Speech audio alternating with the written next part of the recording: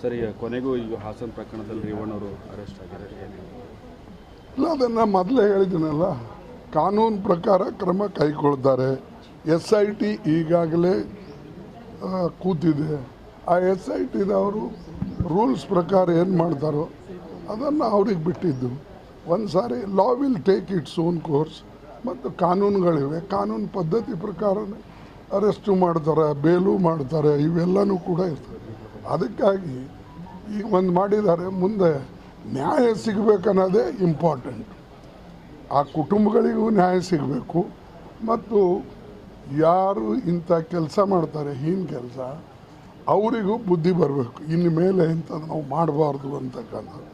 ಮತ್ತು ಕಾನೂನು ಇಂಥ ಕಠಿಣವಾದಂಥ ಕಾನೂನಿದೆ, ಬಹುಶಃ ಯಾರಿಗೂ ಆ ಕಾನೂನಿಂದ ಬಿಡುಗಡೆ ಆಗೋದಿಲ್ಲ. ಈಗ ಈ ಪ್ರಕರಣದಲ್ಲಿ ರಾಜಕೀಯ ಮಾಡ್ತಾ ಇದೆ ಕಾಂಗ್ರೆಸ್ ಸರ್ಕಾರ. ನಾವು ರಾಜಕೀಯ ಯಾರಿಗೆ ಮಾಡೋಕ್ಕೂ ಹೋಗಿಲ್ಲ, ಮಾಡೋದು ನಾವು ಹೇಳಿದ್ದೇವೆ.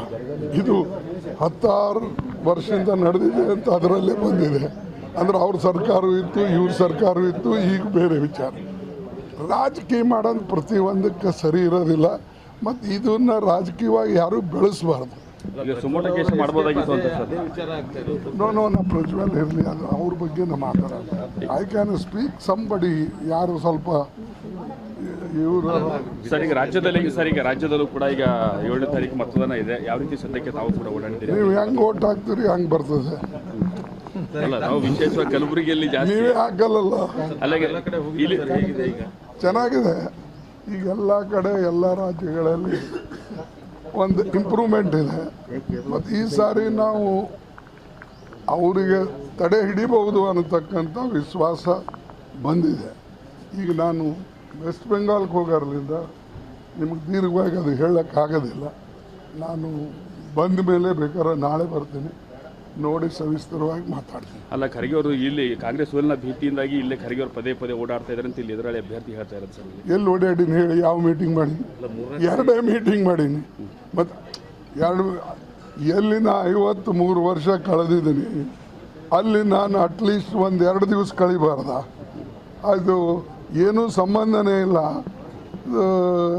ಇವರು ನಮ್ಮ ಮೋದಿ ಅವರು 2 ಸಾರಿ ಬಂದು ಹೋದರು. ಅವ್ರ ಲೀಡರ್ಸ್ ಎಲ್ಲ ಬರ್ತಾ ಇದ್ದಾರೆ. ಕೆಲವು ಜನ RSSದವ್ರು ಇಲ್ಲೇ ಠಿಕಾಣಿ ಹಾಕಿದ್ದಾರೆ. ಅವ್ರಿಗೇನು ಸಂಬಂಧ? ನೀವು ಅವ್ರಿಗೆ ಬಿಟ್ಟು ನನಗೆ ಕೇಳ್ತೀರಿ?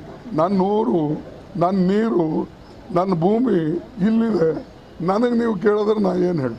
ಗ್ಯಾರಂಟಿಗಳು ಏನು ವರ್ಕೌಟ್ ಆಗಲ್ಲ ಅನ್ನುವಂಥ ಮಾತು. ಯಾಕಂದ್ರೆ ದೇಶ ರಕ್ಷಣೆಗಾಗಿ ಅದು ಯಾರು ಉದ್ದೇಶ ಸರಿ ಇಲ್ಲೋ ಅವ್ರು ಇಂಥದ್ದು ಕೇಳ್ತಾರೆ, ಅದೇ ಇಂಥದ್ದು ಪ್ರಚಾರ ಮಾಡ್ತಾರೆ.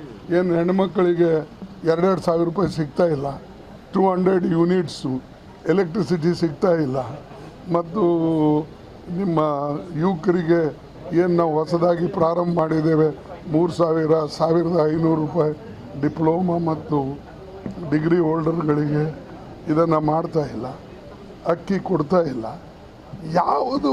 ಆಮೇಲೆ ಫ್ರೀ ಬಸ್ ಇಲ್ಲ. ಇಷ್ಟು ಕಣ್ಣಾರ ನೋಡಿ ನೀವು ಇದನ್ನು ಮಾಡ್ತೀರಂದರೆ ಇದಕ್ಕೆ ನಾ ಹೇಳ್ಬೋದು, ಕಾಂಗ್ರೆಸ್ ಬಗ್ಗೆ ಏನು ಪ್ರಿಜುಡಿಸಸ್ ಅವ ಅದನ್ನು ಕೆಲವು ಜನ ಇಟ್ಕೊಂಡು ಇದನ್ನೇ ಪ್ರಚಾರ ಮಾಡಿ.